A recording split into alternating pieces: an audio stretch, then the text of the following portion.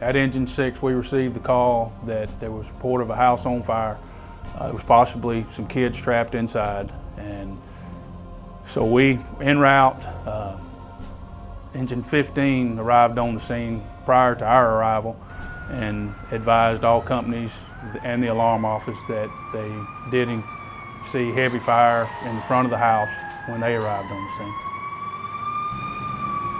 Being the second engine company, which is what our duties were to be search and rescue.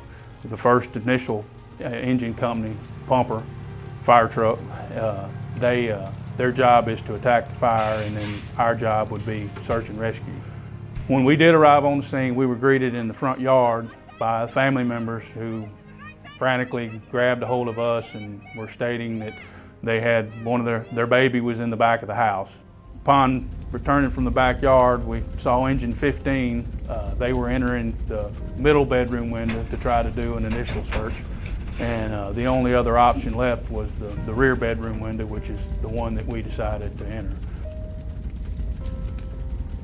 Bryce Gilbert, my private on Engine 6, he assisted me into the window, and where I told him at that time, I need you to stay right here so that I'll know my bearings. This was going to be an initial snatch and grab incident where we just had one chance to search one room and make one effort, and that's all we had.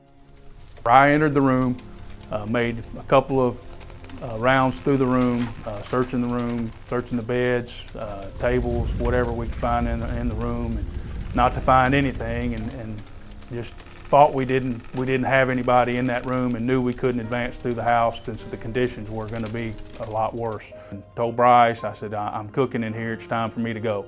And I started out of the window, and I looked around and I saw the conditions above me at the eave and towards the front of the house, and I told Bryce, I said, let me make one more round.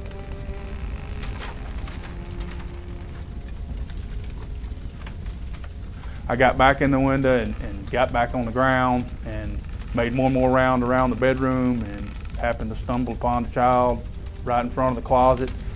He was lifeless at that time. I hollered at my private Bryce Gilbert, and to get my bearings together and know where I needed to go, and he hollered at me, and I made my way to the window. The child was lifeless the whole time I had him. I handed him out the window to Bryce, and Bryce made his way to the front yard with the lifeless child. I understand he's suspected to make a full recovery. Whenever we're involved in a situation like this, you tend to go home and hug your kids a whole lot tighter and kiss them one extra time before they go to bed at night, because you never know if it might be your last. I just want to thank the 100 Club on behalf of the entire fire department and police department for everything and all the support that they do show us every day.